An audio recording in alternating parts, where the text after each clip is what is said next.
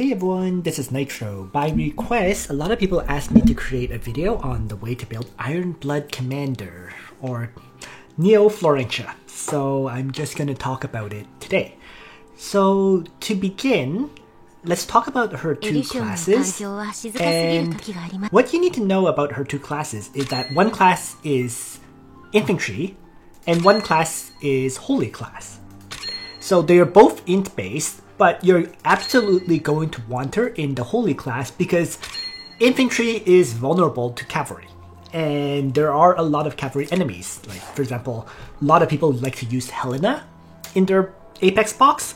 So Holy class is, without doubt, her best option. Right.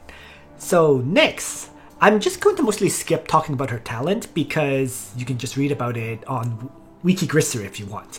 I'll have to link to her Wikigrister page as required, but what you really need to know about it is she can either go into an offensive formation, which will buff herself and two allies diagonal from her, with increased attack power for the soldiers, and anyone who has less than 5 mobility will get increased to 5 mobility. Alright? And this buff lasts 3 turns. She also has the option of changing to an endurance formation, which buffs allies within a line.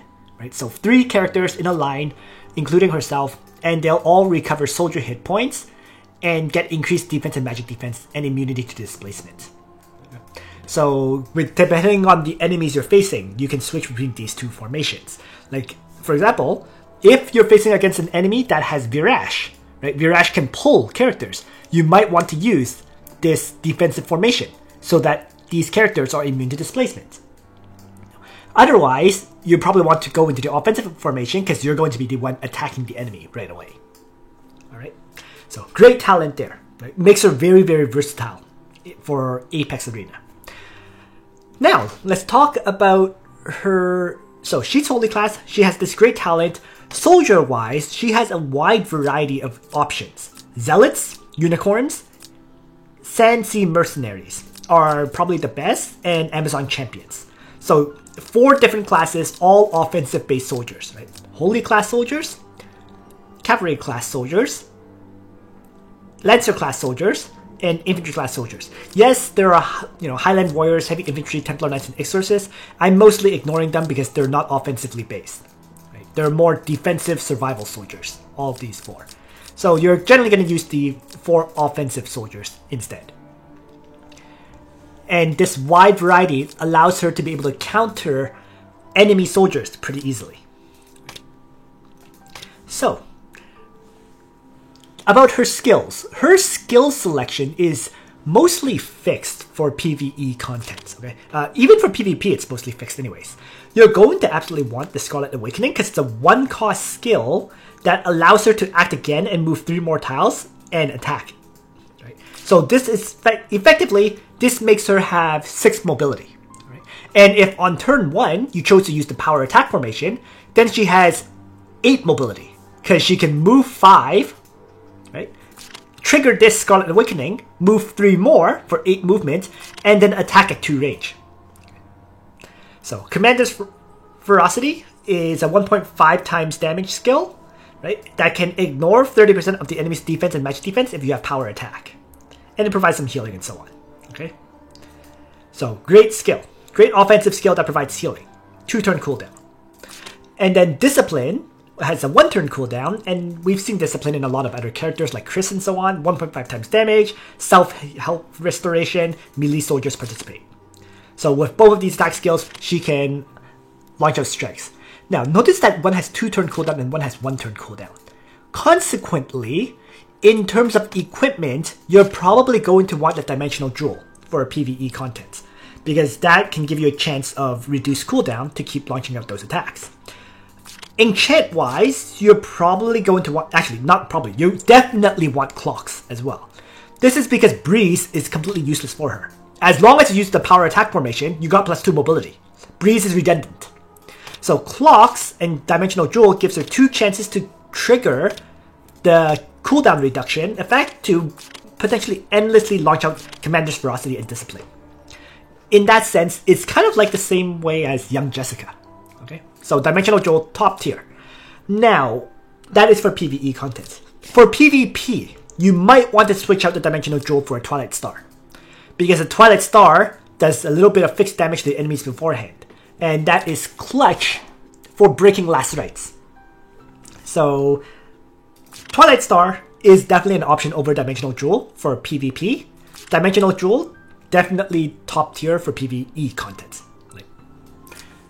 Now, for the other pieces of gear, it's pretty straightforward, right? Both Infantry class and Holy class have access to Gift of Eternal Life. So you're definitely going to want that. Right? Just an extra heal after combat. Okay. For the armor, Tenyo's Robe has a 30% chance to dispel one enemy buff and apply one random debuff. Right? So this is one of those skills that can keep her alive, in other words. If it triggers, if it removes the enemy attack increasing buff, suddenly they do 20 to 30% less damage to you, and you may very well survive with your soldiers, right? Because notice how her soldiers have a defense and magic defense increase, some hit points, and so on.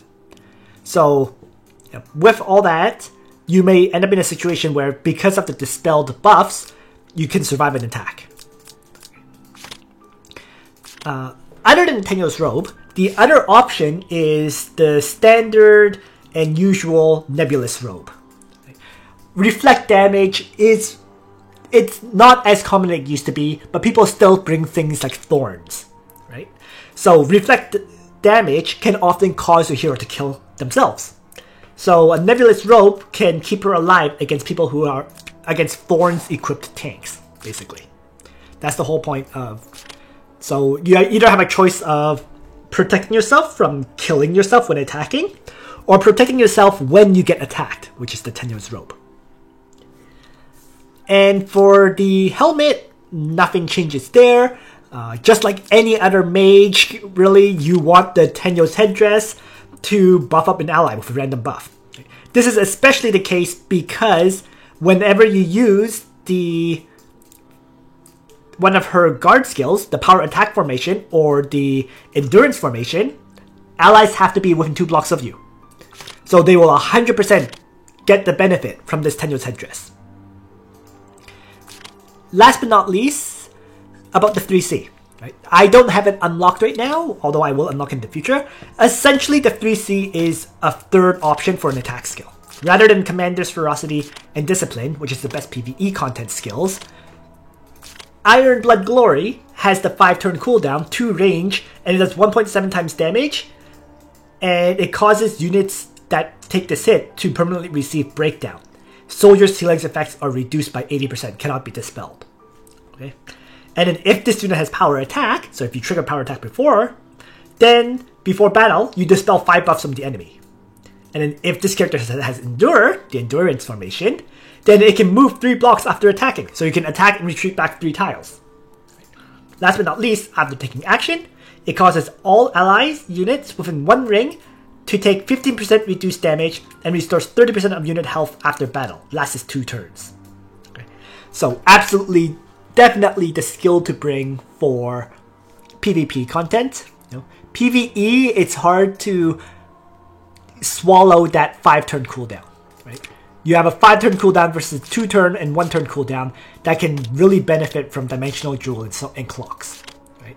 Then with this is no doubt a more higher damage skill with a better effect, but the fact that you can only, if you don't trigger clocks, you suddenly don't have a skill to use for 5 turns is a huge detriment. Right? And that's pretty much it. There is nothing to say about how to build her. She is overall quite a straightforward character to build. The gear-wise and everything is fairly standard. Very similar to Deedlit in a lot of ways, with the Gift of Eternal Life and so on, but with a little minor gimmicks, if you will. So that's it for now. Thanks for watching, everyone. And on that note, Nitro out.